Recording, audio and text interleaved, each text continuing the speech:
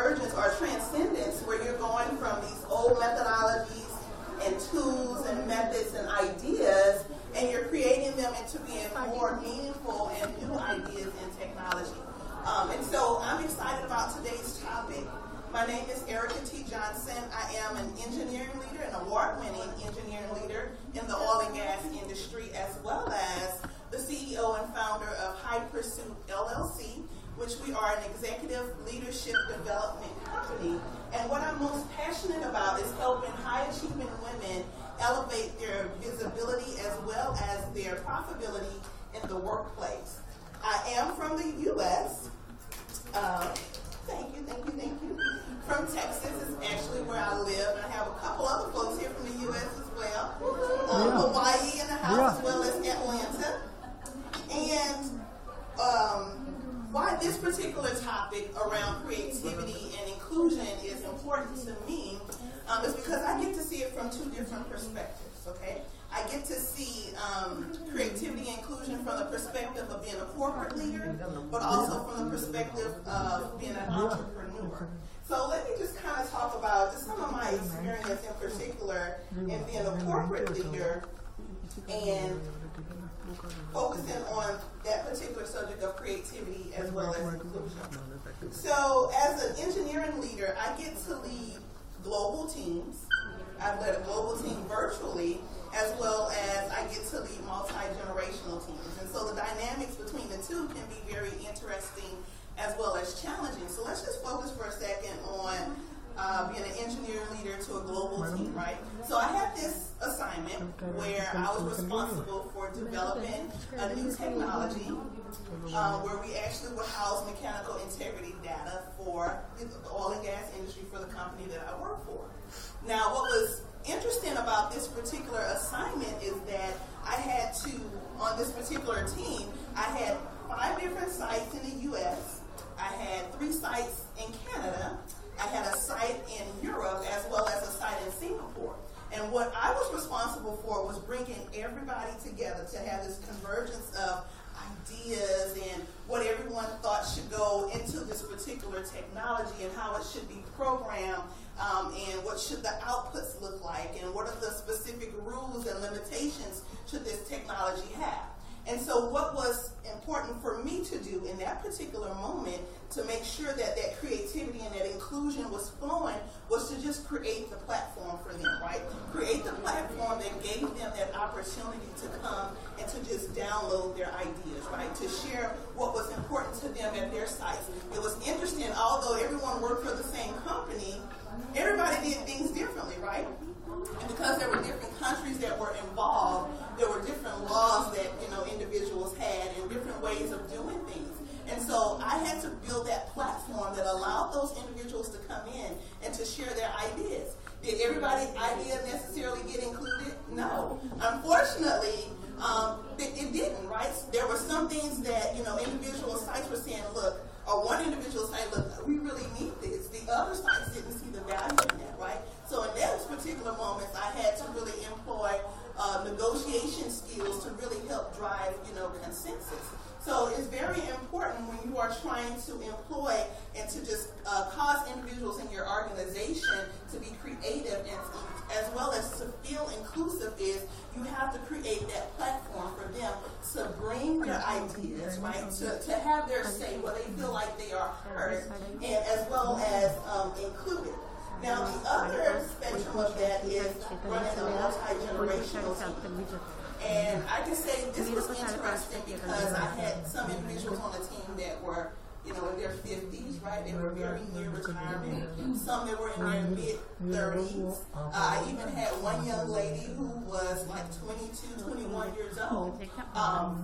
One female, and everybody else, of course, were male. And I, again, had to give them that opportunity. Like the ones that were 50-plus-year-old, they had so much experience, right? They had so much experience of working in the field and building, particular programs that we were building. And so I had to give them that opportunity as well to bring, their experience. I had to be very good at listening, right? And, doing more listening at times than I'm actually doing talking, so that they felt that, whatever solution we came up with, that they could buy into it. Because the moment for a multi-generational team, and those that are a little bit more mature, the moment you make them feel that they're not heard, more than likely they're not going to buy into the change. They're going to resist the change, and it's going to be a whole lot more difficult for you to progress and to really just deploy, your technology or whatever that solution is if they're not on board. And then for the younger ones,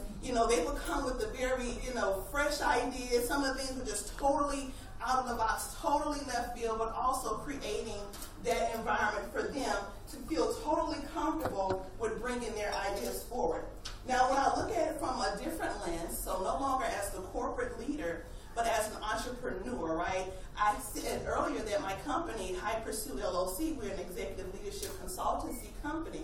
And one of the things in the way that I deploy creativity and inclusion is through the process of me creating products and services, right?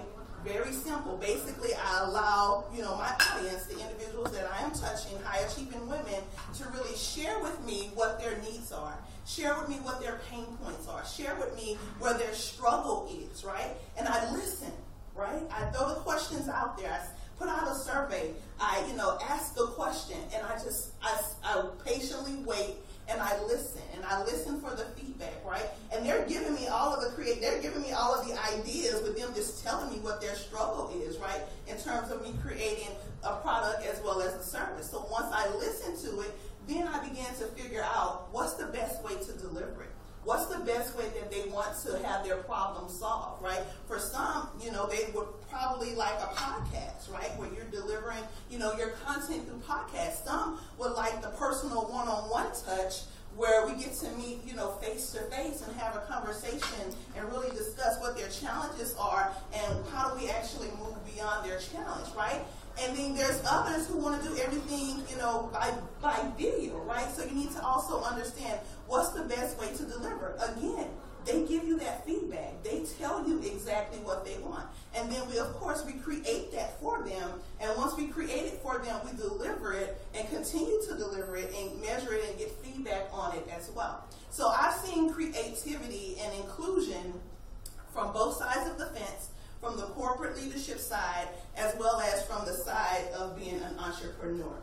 So let me ask this question to you ladies, and then I want to give you six steps that's involved in just being more creative as well as more inclusive in your organizations. How would you define creativity and inclusion? What would it look like to you? Anybody? To me, it would look like an invite to the party. Sometimes there's a meeting before the meeting and things are already decided and they just invite you just as formality. But actually, having forethought to bring us in the process. Oh, I love that. Oh, anybody else? I want to speak to that for sure. Yeah. So that makes me really think about which this whole topic around creativity and inclusion is about innovation, and innovation comes from diversity and inclusion, right? Having a diverse of people in terms of gender, in terms of color, in terms of backgrounds, in terms of your thought processes, what you bring to the table, in terms of culture, in terms of where you live, like, this particular forum that we're in, we're bringing all of these cultures together and converging everything. So you think about diversity, that's like you getting, a seat at the table, right? You're getting that invitation to come and sit at the table. But when you think about the inclusion, is where what you actually say, like your voice and your words are being given a microphone, right? Where folks are actually listening and figuring out, okay, how can I actually do something with what's been shared, right? So not just, like you said, don't just, don't invite me just for the formality, but allow me to feel like I am a part of it, right? Allow me to feel like what I have to say is valuable, right? What I have to say and the new ideas that I'm bringing and the new technologies and the models that I'm developing, that it can really do something, right? And it can really transcend some things. So in terms of a company and revitalizing a company, what's important is for us to understand the sphere of influence that we have, that we can change that. Our areas we have our expertise, where we're, where we can be our best selves, we have that ability to change it, right? And so one of the things that I want you to think about as we're thinking about just the 6 steps to creativity as well as inclusion in a company is think about, what is that big change? In my sphere of influence, what impact can I make? What are the pain points, right? If you work for a manager, what are the things that this manager suffers with? Where does he or she always say, this thing is a problem for me, right? I can never get this exactly right. If it's a teammate, where do that teammate often tell you, that they struggle with, that they can't figure this out, or this process is too cumbersome, it's not effective, it takes me too long to get to an answer. If it's, the people that's on your team that you lead, right, what is it that they struggle with, that they constantly come to you about? Those are the things that you have the ability to change, right? We want to start where we are, put a model in place, work in that model, see whatever changes we need to make, and then we can redeploy that model on a greater scale. But we want to start right where we are, right? So identify what the big challenge is. What is that change that you have the ability to make? You have the skill set to make, and I want you to start there. From there, I want you to immediately form your team and identify your team. Make sure it's not what I would call a homogeneous team, meaning everybody looks the same, right? These are all of the people that's on the team are the ones that agree with you. That's not going to be helpful, right? Because in times of innovation, you have to open yourself up to be challenged. And you have to be willing to, go outside of the box, right? You have to be willing to experiment with things that maybe you've not experimented before. You be willing to work with new technologies that maybe you haven't worked with before. So don't choose individuals that look exactly like you. Choose those individuals that are different, from different parts of the organization, right? From different departments. Or if it's outside of your own company, like choose to partner with people that don't necessarily have the same skill set as you have, right? Maybe you can marry the two together some kind of way, but we need to make sure that we have a team that doesn't look exactly like us. We need to step outside of the box. Then I want you to build what I would call your case for action. Now, the case for action is important because what it allows you to do is to effectively communicate what that value is, right? Yeah, like your value proposition, like we have to implement this change for this particular reason. This is the only way that you can get individuals to invest in the change that you want to implement and deliver, right? And when I say invest, I'm talking about in me bringing my brain power, right, to the table, and me investing my time. It may even be resources. So you need to make sure that you build a case of action that can actually stand. I also want you to then think about your brainstorming session, right? You know your change. You know the big problem that you need to fix. Then I want you to go into brainstorming sessions, right, on possible solutions, right? This is your opportunity to be out of the box. Get into environments that are creative, like I'm hosting this book writing workshop, and one of the criteria for the venue is it has to be a place that's conducive to writing. Right? Meaning it needs to have bright colors everywhere. You need to see something that appeals to you, that inspires you, right? It doesn't need to just be bland and just monotone. Go into environments that will spark creativity. I want you to bring your paper and pens. I want you to bring markers. I want you to have whiteboards. I want you to be out writing, right? In these brainstorming sessions, write your ideas, right? And from there, I want you to make sure at that time, as a team, you narrow down on what the focus should be. Think about, if I need to pick one solution to deliver, what's the most effective one? What's the most economical one? Which one we can get to the quickest, right, to see results? Because if we can get to a result, then we can definitely, we know that it's their success. We've proven the concept, right? And we know that there's success, and we can duplicate that. And then I want you to, of course, execute it, implement it, put it out there, test it, build that model, that structure, and then from there, measure it. See what things work. what things didn't work. But at the end of the day, what you will build is an environment that individuals in the organization love to come to, where you'll have, people on your team contributing to, okay, this is what I would like for us to do in the next year. You're going to see a change in your organization because individuals want to be there because they know whatever I have to bring is going to be heard. All right?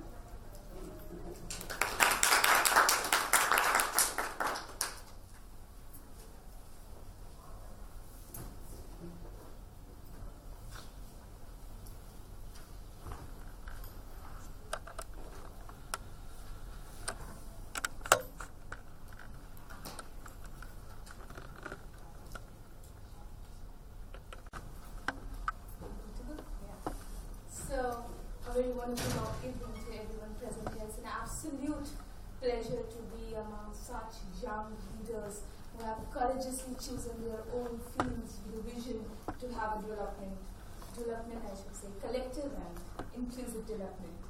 So, namaskar from our indigenous Delhiite, myself, Prerna Bhasin, specifically, particularly living in heart of Delhi 6, and therefore I'm indigenous Delhiite. So, I work with an organization called Even Cargo, which is India's first and only women-driven e-commerce logistics delivery company that every day works towards bringing women into non-traditional sectors or traditionally male-dominated sectors. So, while working with Even Cargo, I particularly align more towards this topic, revitalizing companies with creativity and inclusion. So the data says that in 2014, as per Harvard Business Review, $2936 has been the budget that annually been spent per employee, or we can say with an annual increase of 4% in the HR budget, and with $5.1 million or around $239,000 on diversity programs, we are still sitting over here and discussing and designing or developing a strategy which can actually revitalize the companies. And I fail to understand that with such a huge investment in diversity programs, in a nation's superpower, world's economic superpower nation, US, has seen a drop down of white women representation from 29% to 25%, and black men from 3.9 to 3.5%, which is actually very, very alarming. And that too in a finance and investment sector which actually does lead the economic growth of a nation, that too a superpower nation of the world. So while working with Even Cargo, where I closely work with these big e-commerce giants, industry leaders, I can actually sense and realize and recognize that why even spending so much, it's hard to have that inclusion, because it's hard to hit the stick at any level of the pyramid. It's easy to do it with diversity, but it's easy when you hit it with inclusion, and that's a major challenge with the big giants in comparison to an organization which is smaller in terms of capacity, HR resources, or so and so, like Even Cargo. While I move forward, my major area of interest lies in understanding that what exactly the problem has been. When I go deep into this topic, I realize that the problem, as I shared, is not of diversity, is not of inclusion, but is about how to bring that diversity and inclusion all together. When we talk about organization, it's a very fundamental thinking in our head that organization, being a formal structured entity, have a set processes, values, principles, will always work as a rational being. But we forget that organization is also a microsome of the society, which deals every day with societal imbalances and inequalities of the power in terms of gender, caste, creed, religion, and being solely designed, created, or driven by human beings, it tends to act like an irrational entity and thus fails to bring that inclusivity while having a vast majority of diverse groups. So when I go more deep, I realize that there has been two approaches with which the organization is appealing towards the diverse groups, and the major approaches have been the value in difference and value in equality. When we talk about value in difference, I give more importance in understanding the differences and giving importance to the different culture that a diverse group of people are bringing. But when I talk about the value in equality, I talk about equality and fairness irrespective of the differences. So as we were talking here, that what do we mean by diversity and inclusion? So it just hit in my head that diversity is being invited to the party where inclusion is about asking to dance, and that is what Varna Maya said.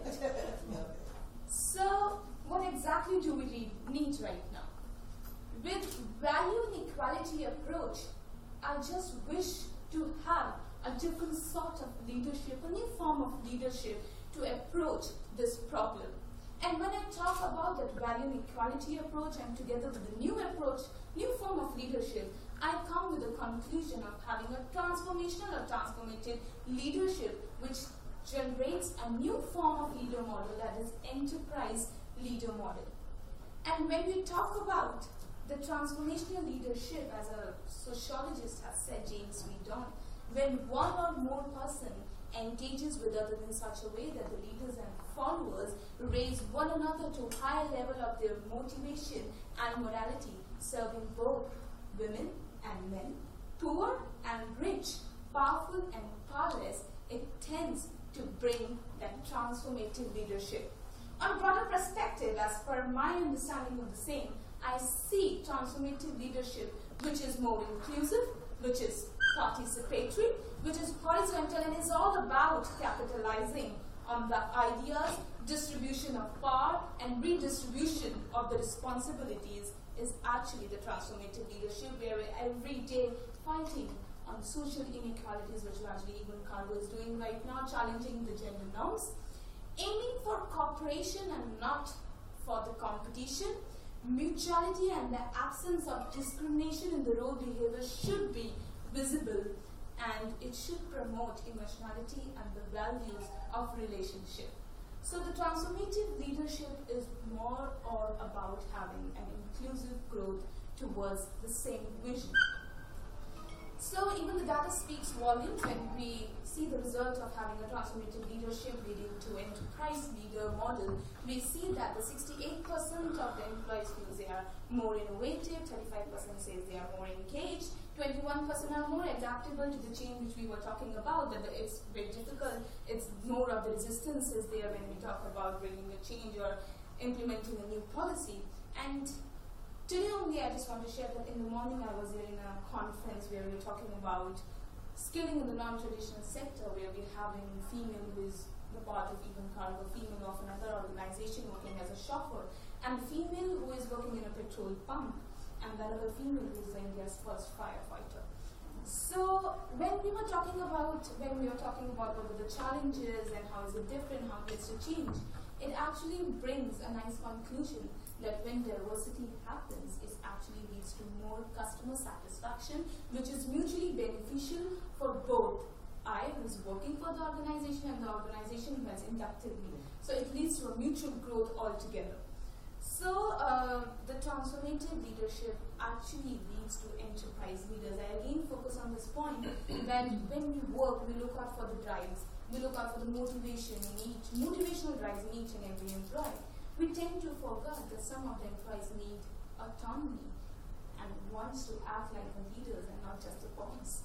So bridging the gap of personal freedom and collective freedom is actually should be the aim while working towards inclusivity.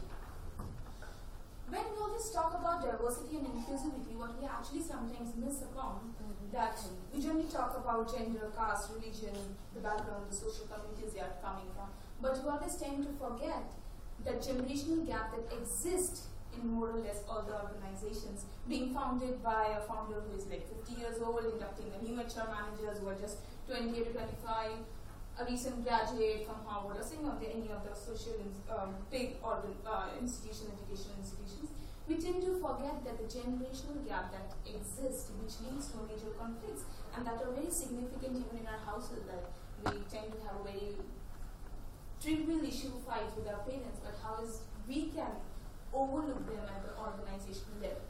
But when I even think about that the generational gap that exists, I tend to think that are they actually affecting the growth and the inclusivity of the organization, or is just leading to more inclusivity?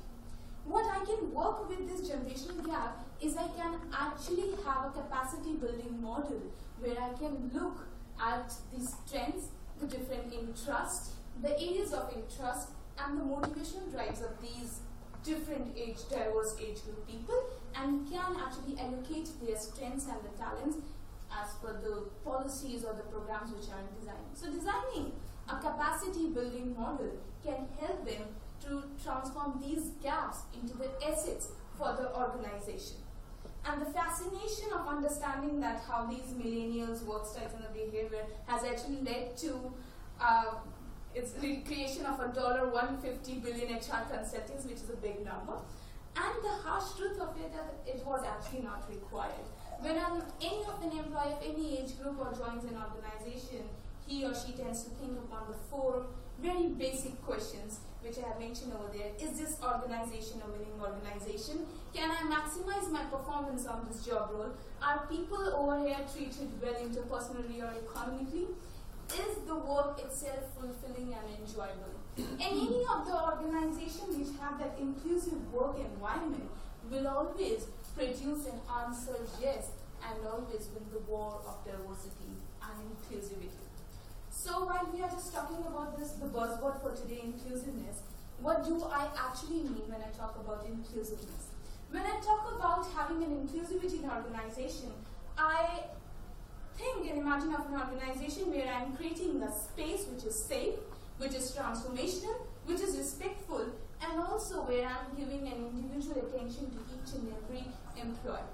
And focusing and elaborating upon these 4 points, when I talk about how to have a safe and an inclusive environment, I mean where I accept the whole being of an employee who's coming to my organization. I accept its uniqueness, and I value and work with whole of my heart and mind with him, where he or she feels open while putting up his or her points and opinions on the same. When I talk about the transformational space, I talk about focuses on building upon a learning transformational space where we all together looks towards a holistic approach towards an inclusive development of all the social communities that we are working with.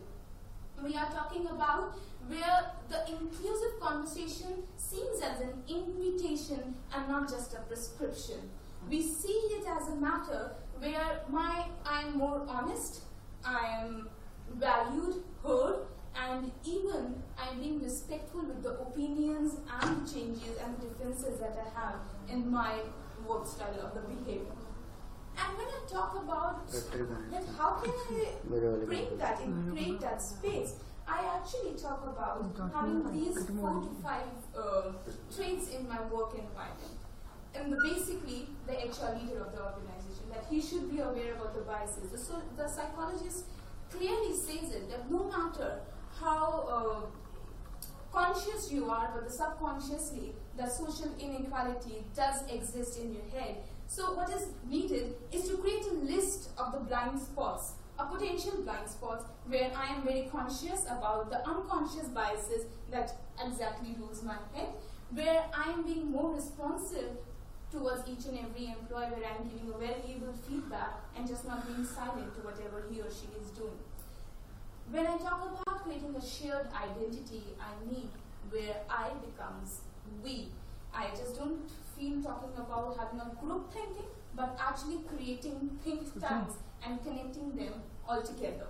When we talk about being attentive to the emotions, we talk about having an emotional skill set where I can realize the cause and effect relationship of the diverse statements and the action that has been taken by the leaders and the reaction of the employees. Is he or she becoming more inclusive, or she's becoming more reluctant to the changes that have bring in the organization? When I talk about improved connectivity, I talk about both the genders and specifically women. Women actually seem to have a relationship just like a transactional relationship, where I'm here just for work. When I'm done with my work, I'm all done. So what the HR leaders need to do is like to have that improvement in the connectivity, where he or she every day making an effort to connect with each and every employee, and not just making that a transactional connectivity into a transformational and a continuous relationship building with them. And the major one is that authenticity, as I shared much about strength-based development, basically creating a strength inventory of all the employees and connecting them all together. My major focus will lie on the authenticity, because the data says that 87% of the African American feels insecure while sharing their opinions. They feel that sometimes they have to suppress their real identity while putting their points ahead.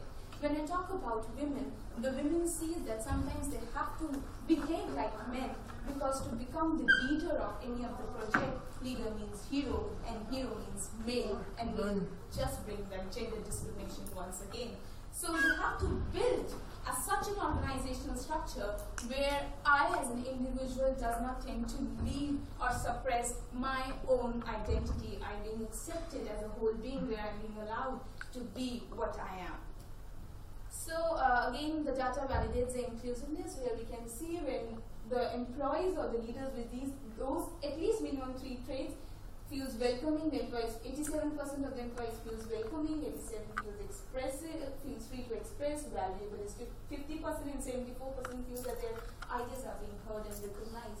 And we can see where the HR leaders lack at least these 3 traits, have such a difference and a major gap in the numbers. So again, why is inclusiveness important? So we can see that the United States of America, with a 10% increase in the gender inclusion, leads to 0.30% per annum increase in the earning before interest and tax, whereas the UK sees 3.4% per annum. We can see that the 10% increase has been there, a consistent increase in both the states, but there is a sharp difference between the percentage increase in the EBIT.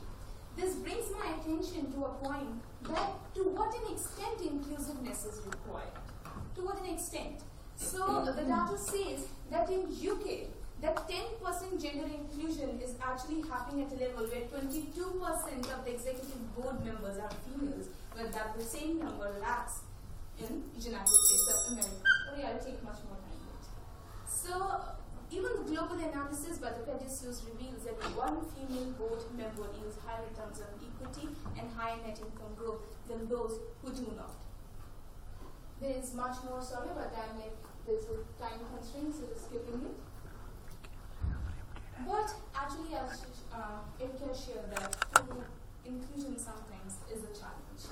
Inclusion is sometimes a challenge because should we have a homogeneous set of employees in a group, task, or should we have one? That's actually a challenge and a decision that needs to be made. We here need to understand that there is a sharp difference between generating the ideas and implementing the ideas.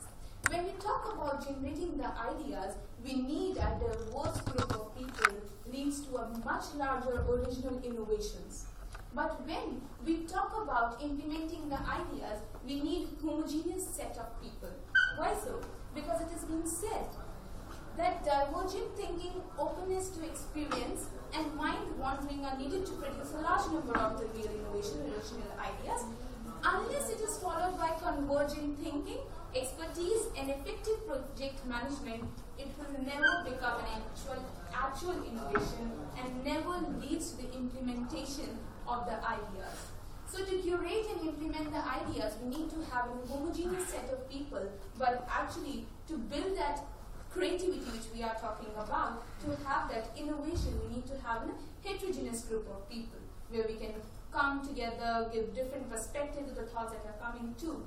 But the meta-analysis of 108 employees says that the moment you ask a heterogeneous set of people to implement a decision or choose an idea, one single idea of all the ideas that they have created, that gained value of diversity disrupts the same movement because they fail to take a decision due to the inherited social conflicts in the mindset of heterogeneous people.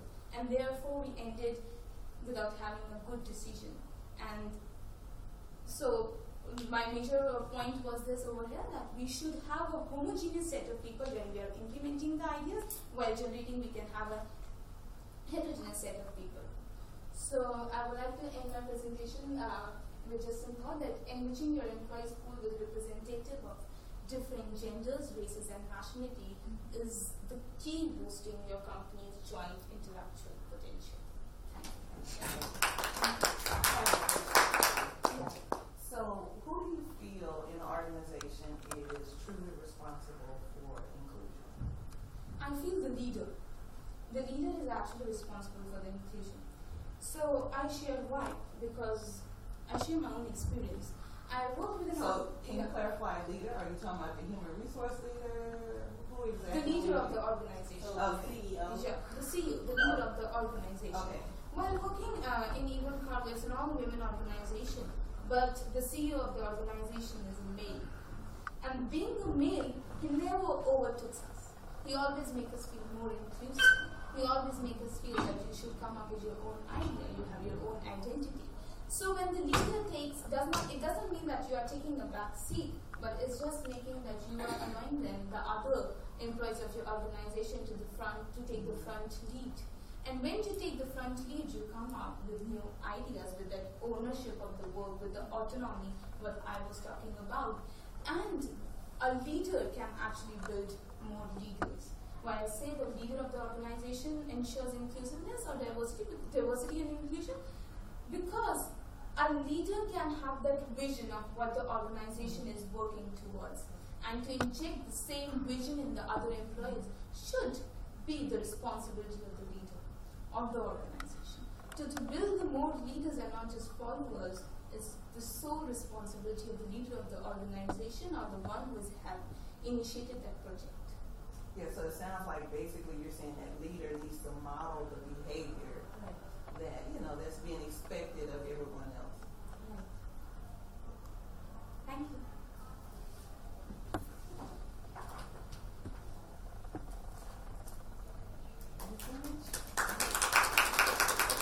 Were there any other questions, ladies, that you guys have for us?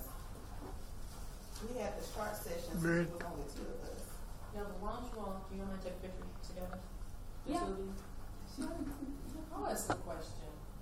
When you talk about inclusion and you talk about bringing people onto the team, do you ever think about the people who whine a lot? There's always the people who, it's like, oh my God, you don't want them on the team because they're just going to be a problem. But I submit that sometimes they're the best people to bring on the team, because once you win them over, they become champions for the cause, right? And go back and tell everybody how wonderful this is. Make them part of the solution. Do you agree with that? Or what's your feedback on that? I think what is important when you have, because I've had to also lead teams of people that, everyone didn't always align and get on board. You had people that brought a lot of negative energy and they would whine and cry about everything. I'll tell you a story. There was this one particular gentleman. I had moved into a new role at a new facility. I didn't know anybody at the facility, but they gave me this assignment to say, hey, we need you to, produce, all of this work, and we give you 2 years, to work on it. I actually had a team that was already in place. They had a prior leader, so I was coming as a new kid on the block. And there was this, this one gentleman, very incredibly smart guy. But when he saw me, his first thoughts was, his biases started playing was, here they come, they bring another woman, she's just going to be another bean counter. I'm sure she's an engineer, she doesn't know anything. But this was also the guy on the team that would whine and cry about every single thing. And I can remember we would have weekly safety update meetings where we would talk about a safety topic, but also, hey, what's the progress, on the actual project. And this guy, for some reason, at this particular meeting, it was like, whatever I said, he had something, it was back and forth. But I didn't back down from him. So, but what actually happened after the meeting was, we actually got an opportunity to chat, right? And I can feel all of that negative energy. And something just told me to ask him about his son, right? And the moment I said something about his son and I started talking about our older son and like some of the challenges we were having with him, it's like I just saw like this barrier just break. And I just saw like and felt like a shift in this gentleman's energy. He went from being negative to, oh, wait a minute, wait, she does understand, right? Oh, she is a person. She's not just this bean counter, this high powerful person that they brought in to suppress us and say, hey, get this team into shape. But she's actually someone that we can connect with and she actually cares. And this guy, I kid you not, became my biggest advocate. Like we would go into these other meetings, like that conversation that he and I had, no one else got that opportunity to have that type of, discussion with me because he would, before I could even say anything, he would address it, right? So you can definitely have those type of people on your team, but what I think is important is understanding, like, what's most valuable to them, right? What's the point of connection for them? Because if you can find the point of connection that can really tenderize them and to get them from shifting to being so negative to, okay, let me see some hope, then that's going to help you. What's your thoughts about that? So I totally agree to what Emkia said, but just my experience is that whenever we look into someone, we look at the competence a person must carry for that particular project. When I talk about that, what kind of competence I'm looking at, I'm actually asking 3 questions. So there's a whole chart of it, like there's a word called ask, attitude, skill, and knowledge. So a person who is coming towards me, taking up the charge of the project or wants to join me over here, I just check out him in these 3 parameters. What kind of attitude is he carrying towards a project? What skill does he carry? And what knowledge does he carry too? And what all is required in my project? Do I need someone who has 80% of the positive attitude of doing it? Or do I need someone who has that 100% knowledge but have a very vague and lazy attitude of not implementing the idea but just owning it? So I look out to these 3 things, attitude, skill, and knowledge. When I specifically talk about my experience, I'm just a commerce graduate, but I'm leading an organization, and that in the development sector. When I always stand in the front of big e-commerce giants like Amazon, Flipkart, and Myntra, I always tend to think, am I competent enough to stand next to them? My girls are competent enough to serve the organization in their last mile logistics. But when I check their competence on the basis of the attitude skills I talk about, my girls might lack in the knowledge, but the attitude and the skill we carry towards driving that change in the society might lack in the ones who carries the knowledge of bringing that change. So whenever we are bringing more people on the team, we should judge them on these 3 parameters: attitude, skill, and knowledge. David, other questions? I do have a question, and it's for both you ladies. You both kind of hit on the topics.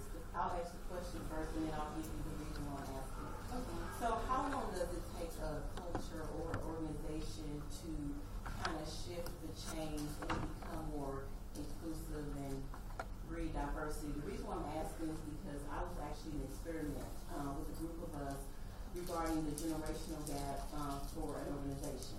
And they said for the first time there are 4 generations in the workplace. And so we actually had maybe 2 or 3 weeks on training. We did strength finders. And we did all this, it came from the top. And we did all of this planning, and then when they injected us into the organization, epic failed. People were quitting. The people that we worked with, they wouldn't train us. It was a horrible, horrible environment to work with because the people that we were working side by side they didn't buy it. And so how long do you think it takes to change the mindset of the organization? Because like the things you guys said actually happened, and you had a lot of thought into this. However, it was very unsuccessful. How did you start?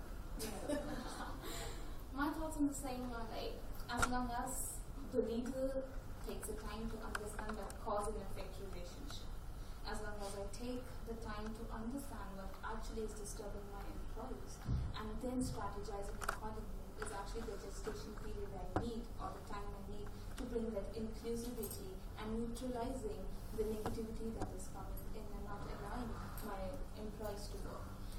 Even if this does happen in the homogeneous set of people, I'm specifically working with the all women, but all the women have a different motivation drive. Some do have the drive to have that decent work, that respect while working. Some have the drive to have that financial independence. So until and unless even I make their salary fixed or I give them any awards or incentives, I tend to lose out on them. And having a whole spending, a good budget on building a retention vertical, I failed to retain those females, and the labor turnover is really high. So what we have realized is the regular analysis may be lacking somewhere, or an analysis on the cause and effect relationship is what we are actually missing upon.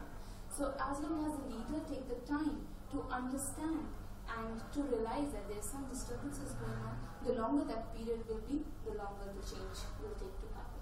And it's always about first challenging the things, challenging the stereotypes, the challenging the inequalities that is existing in their heads, and then bringing that change. And the change is always evolving. The solution should come from the communities which are bringing with those inequalities and the problems they are facing, because it should always be an employee-driven solutions and policies. We actually can suggest, but they are the ones who are the real action and the heroes on the ground field. I can just prepare the policies, but I am implementing on them, and they are the real drivers of my organization. So the leader should give them enough freedom and a space where they can create their own solutions, evolve the change, first challenge it, change it, and then conquer the problems whatever we are facing. So I'll take the story. Because I totally agree when we talk about like the leadership needs to first identify or be comfortable with acknowledging, hey, I do have an issue with D&I, right? So I've worked with the company that I've worked for in oil and gas, like I told you ladies, like over 17 years. When I started in the company, I was in the New Orleans, Louisiana area, and I was one of two black women mechanical engineers for that entire facility, okay? Even then, when I came into the company, like there wasn't much, mentorship. Like it took me a long time to just feel like I was a part of, the organization. Now we're talking about 17 and a half years later, this organization has just realized that there is a diversity and inclusion issue. You see what I'm saying? Like, it's not something that happens overnight. So, like, now you're understanding and realizing, like you were talking about back then, oh yeah, we have all of these employee resource groups that help, different, backgrounds be able to come together and feel a part of the team. But now, 17 years later, you're now saying, oh, we have a diversity and inclusion problem. Okay, you didn't know that 17 years ago, even though that was communicated. So a lot of that evolution or that transformation has to come from leadership, and leadership accepting that I have a problem. If leadership never accepts that I have a problem, or they just say, oh, well, we just built all of these ERG groups, it should be good. Like, no, there needs to be an entire initiative program where everybody is submerged in, everything from making sure that you're hiring the right people, right? You're having the right collaborations and partnerships when you're going to these universities, making sure you're connected with those universities to bring in more, diverse type of candidates, right? And you have those right partnerships to when you're going through your interview selection and your process, making sure that you're asking everybody the same questions. Like, you're not deviating because you see this person has gone to one university or not. Like, you need to definitely understand what your biases are. To train in your executive leadership, making sure that they get that D&I training, that they understand about unconscious bias. Like, everyone in this room has biases. It's not something that we can run from, but we need to understand what those things are and where they're coming from, to making sure that you have the training programs for the women that you want to promote them, through the ranks and get them to, the top levels of the organization. That you have not only have the training programs, but you have the mentorship, and then you also have the sponsorships where people are actually advocating for them. So it's not just, let me create some employee resource groups and we say we're inclusive. No, let's develop an entire model and structure and make sure that we have the right people in place to deploy this, and we have the defenses on every area, and we have the leadership leading this and being visible and modeling the behavior. So that's my thoughts on it. So it can take a while, is basically what it kind of leads to. Yeah. The whole shift. Yes.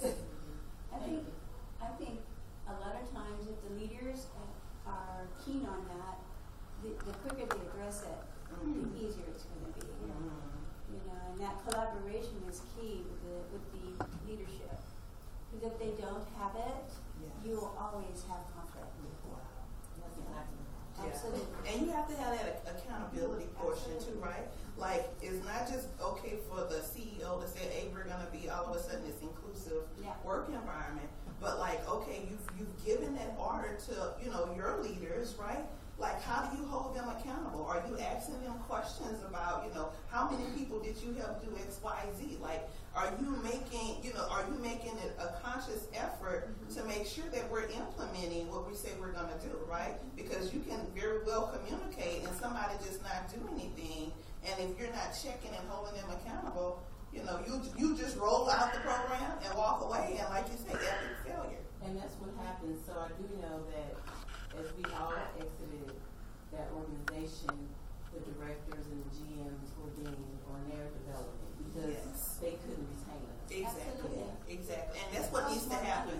Yeah. A lot. Yeah. They spent a lot of money on it. Wow. And they walk, as HR said, their money just walked right out the door to another organization. Because if you think about it, if you're affecting somebody's personal profitability and they say, hey, if this doesn't work, this is going to affect your personal profitability, like that person is going to make sure that they're engaged and they're doing everything to knock down barriers to, you know, to implement the program. But if you don't have any type of attachments, accountability, like you can do whatever you want to do, y'all want to quit, just quit, you know? So.